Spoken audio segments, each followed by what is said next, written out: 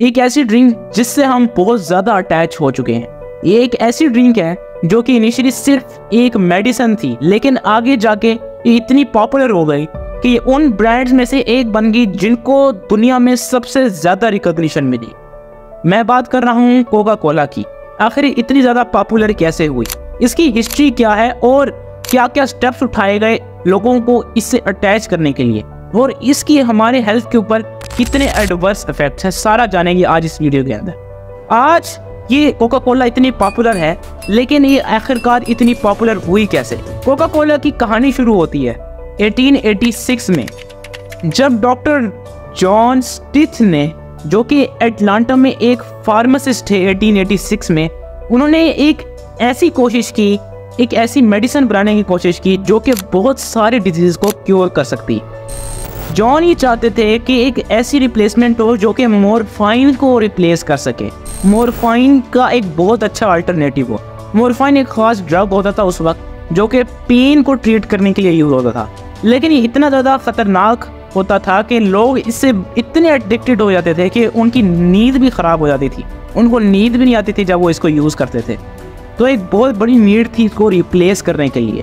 आखिरकार एक्सपेरिमेंट करते करते उनको एक ऐसा फार्मूला मिल गया जिसमें मुख्तलिफ इंग्रेडिएंट्स मिलाए गए थे, और वो वाकई बहुत इफेक्टिव साबित हुआ इस पेन को ख़त्म करने के लिए। इस फार्मूला के अंदर कोका लीफ एक्सट्रैक्ट्स और कोला नट्स थे।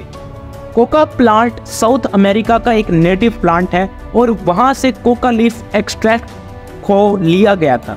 मज़े की बात यह है कि ये कोई नया प्लांट नहीं था और सेंचुरी से लोग इसको यूज़ करते आ रहे थे रिलीजियस और मेडिसिनल पर्पसेस के लिए।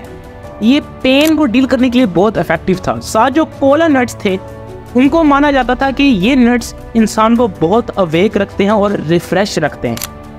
फ्रैंक रॉबर्टसन, जो कि टेम्पल्टन्स डॉक्टर जॉन के बुक कीपर थे, उन्होंने बहुत इंपॉर्टेंट रोल प्ले किया इसका नाम रखने में। उन्होंने सजेस्ट किया कि इसका नाम कोका कोला रख दिया जाए, और लोगों को यह नाम एक्चुअली उस वक्त इतना फेमस नहीं था, कोई इसको इतना नहीं जानता था क्योंकि इसकी एक मेडिसिनल टोन थी। फिर उसके बाद अटलांटा के बिजनेसमैन जिनका नाम एसा कैंडलर था, उन्होंने 1891 में इस फार्मूला और इस ब्रांड को $2300 में खरीद लिया।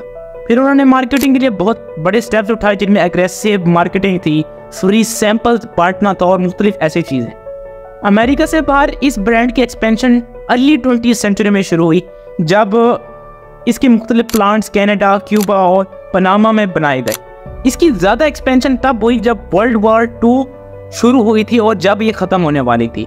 कोका कोला के प्रेसिडेंट ने इस बात को इंश्योर किया कि हर एक अमेरिकन सोल्जर जो है उसको एक ख़ास बॉटल, एक कोका कोला की बॉटल सिर्फ 5 सेंट्स में दे दी जाए, जिसकी वजह से लोगों ने सिर्फ इसको एक ड्रिंक से ज़्यादा एक इमोशन बना लिया था कि ये वाकई सोल्जर्स का भी ख्याल करता था। ये ब्रांड लोगों को कोका कोला से इमोशनली अटैच करने के 1970s में एक ख़ास कैंपेन चलाई गई जो कि थी I'd like to buy the world a Coke।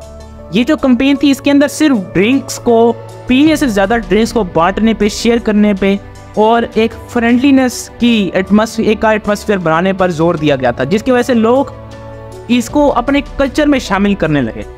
उसके बाद जब कोका कोला की एक्सपेंशन हुई तो चाइना, इंडिया, ब्राज़ील और अफ्रीका में ये बहुत जल्दी फैला और बहुत जल्दी पॉपुलर हो गया।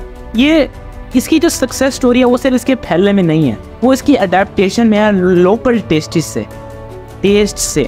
जैसे कि अगर मैं आपको एक एग्जांपल दूं, प्रोडक्ट वेरिएशन में एक ख़ास प्रोडक्ट कोका कोला का निकाला गया था जिसको मैक्सिकन कोक कहते थे, जिसके अंदर हाई फ्रुक्टोज शुगर की बजाय इंतहाई लो कार्ब शुगर यूज़ की जाती थी, जिसको केन शुगर कहते हैं।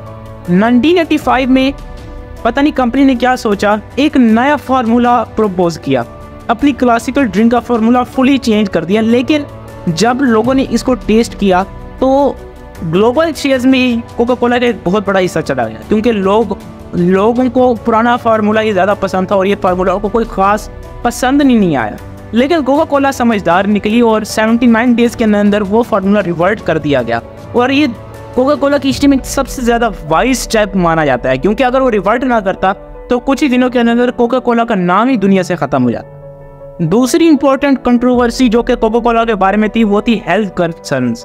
जिसकी रिस्पॉन्स में कोका कोला ने मुख्तलिफ प्रोडक्ट्स के वेरिएशन निकाल दिए, जैसे Coca Cola zero sugar, diet Coke और मुख्तलिफ वाटर और जूस ब्रांड्स। उसके अलावा जब प्लास्टिक वेस्ट की कंट्रोवर्सी आई तो कोका कोला ने एक वर्ल्ड विदाउट वेस्ट की नाम की जो है वो कैंपेन स्टार्ट की, जिसका इनिशिएटिव ये है कि 2030 तक जितनी भी बॉटल्स कोका कोला की बिकी हैं उतनी ही बॉटल्स कोका कोला जो है वो रिसाइकल करेगा। अब देखा जाए तो कोका कोला प्रोडक्ट बेशक बहुत ही अच्छा होगा, लेकिन जो कैंपेन चलाई गई थी इसको फैलाने के लिए वो लोगों से इमोशनली अटैच्ड हो गई, जिसकी वजह से लोग इससे एडिक्टेड हो गए, जो कि एक्चुअली कोई पॉजिटिव चीज़ नहीं थी। अगर मैं आपको इसके रिस्क के बारे में बताऊं तो उनकी रिस्क इसके एडवांटेजेस से तो कई गुना ज़्यादा है। कि अगर मैं आपको एक इम्पोर्टेंट रिस्क है ओबेसिटी, क्योंकि अगर आप इसको पीते हैं तो इसके अंदर ट्रांस फैट्स पैदा हो सकते हैं आपकी बॉडी के अंदर, जिसको जब तक आप चलेंगे नहीं और मूवमेंट के जरिए इसको बर्न नहीं करेंगे तो ये बर्न नहीं होंगे और आपके अंदर एक ट्रैश बिन की तरह जमा होते जाएंगे। इससे टाइप 2 डायबिटीज़ हो सकती है, जिसको कंट्रोल नहीं किया जा सकता, क्योंकि इंसुलिन तो सेंसिटिविटी तो आपको पहले ही हो चुकी है, तो इंसुलिन से आपको कोई फ़र्क नहीं पड़ने वाला। उसके अलावा एक हार्ट डिजीज़ आ सकती है आपके अंदर, जिसको हम कार्डियोवैस्कुलर डिजीज़ कहते हैं, जिसके अंदर क्लॉट्स बन जाते हैं ब्लड के, जो कि दुनिया की सबसे ख़तरनाक डिजीज़ में से एक है। टूथ डिके बहुत ज़्यादा इंपॉर्टेंट है और बाकी इफेक्ट से बहुत जल्दी आपको दिखना शुरू हो जाता है, क्योंकि जो हमारे टूथ इनेमल है वो बहुत जल्दी डिज़ोल्व होने लग जाता है और बहुत जल्दी इफेक्ट होता है कोका कोला की एसिडिक कॉन्सेंट्रेशन की वजह से। उसके अलावा कोका कोला का एक ऐसा फार्मूला है जो कि कैल्शियम को अपने अंदर एब्जॉर्ब कर लेता है, यानी बोन जो है वो इंतहाई वीक हो जाती है और आप इसको रस्टिंग ऑफ आयरन की तरह कंपेयर कर सकते हैं और उसकी तरह समझ सकते हैं। यानी जब तक आप जितनी अमाउंट में कोका कोला पिए आपने उतनी अमाउंट में फुल ऑफ कैल्शियम आइटम्स नहीं खाएंगे, तब तक आपकी जो बोन हेल्थ है वो माइनस में चली जाएगी। तो दोस्तों आज हम अपनी वीडियो को यही ख़त्म करते हैं, अगली वीडियो में मिलेंगे। अगर आपकी कोई भी थॉट्स हैं तो कमेंट सेक्शन में ज़रूर शेयर कीजिएगा। जितनी भी इस वीडियो में चीज़ें बताई गई हैं उनके रिसर्च मटेरियल डिस्क्रिप्शन में दिए गए हैं, आप चेकआउट कर सकते हैं। अगली वीडियो में मिलेंगे, तब तक के लिए बाय।